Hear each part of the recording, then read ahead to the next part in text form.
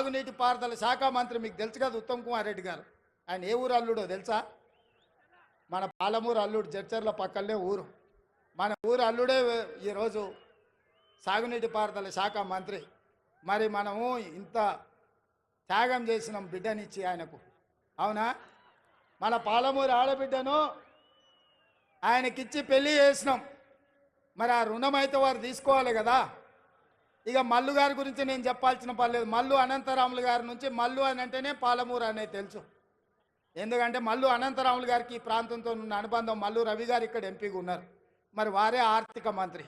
మీ పెద్దన్న జాతీయ నాయకుడైనా, మీ రెండో అన్న పార్లమెంటు సభ్యుడైనా వీళ్ళు గుండెల్లో పెట్టి చూసుకున్నారు. మల్లు బట్టి విక్రమార్క గారు, మీరు సంతకం పెట్టేటప్పుడు జర ధైర్యంగా 2 సంతకాలు ఎక్స్ట్రా పెట్టారు. మీరు తెల్ల పేపర్ మీద సంతకం పెట్టినా మా వాళ్ళు ఏం తప్పు రాసుకోరు. 100 అవసరం ఉంటే 50 రాసుకుంటారు. మా వాళ్ళు అమాయకులు, మళ్ళీ 100 బట్టడానికి ఏమైనా కష్టమవుతుందేమో అని. మీరు తెల్ల కాగితం మీద మాకు సంతకం పెట్టి ఇచ్చినా మనం ఏమి తప్పు రాసుకోము. 100 అవసరం ఉంటే 50 రాసుకుంటాం మనం. ఎందుకంటే ఎంత ఉంటే గంతే కాళ్ళు చాపుకోవాలి అనుకుంటాం మనం, అవునా? మంచం ఎంత ఉందో కాళ్ళు గంతే చాపుకోవాలి, ఎక్కువ చాపుకుంటే బాగుండదని మనం తెలిసిన వాళ్ళం.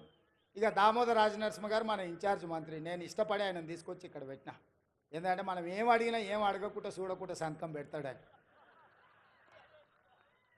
ఆయనకు చదువు బాగొచ్చు, ఇంగ్లీష్ కూడా వచ్చు, కానీ నేను అడిగితే చదువుకుంటే సంతకం పెడతాడని అన్నను మన పాలమూరు జిల్లా ఇన్ఛార్జ్ మంత్రిగా తీసుకొచ్చిన.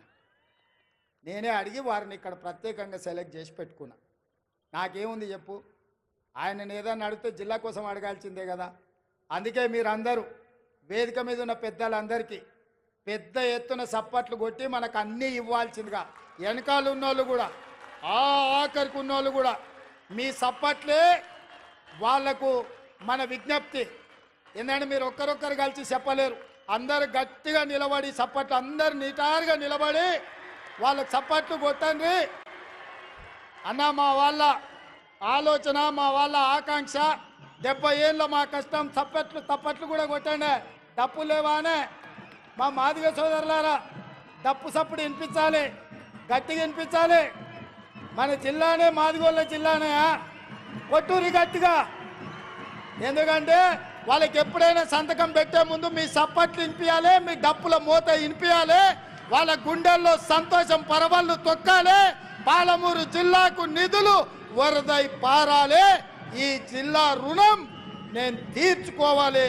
ఆ తీర్చుకునేటందుకు వచ్చిన మీ అందరికీ ధన్యవాదాలు తెలియజేస్తూ మీ అందరి దగ్గర సెలవు తీసుకుంటున్న మిత్రులారా.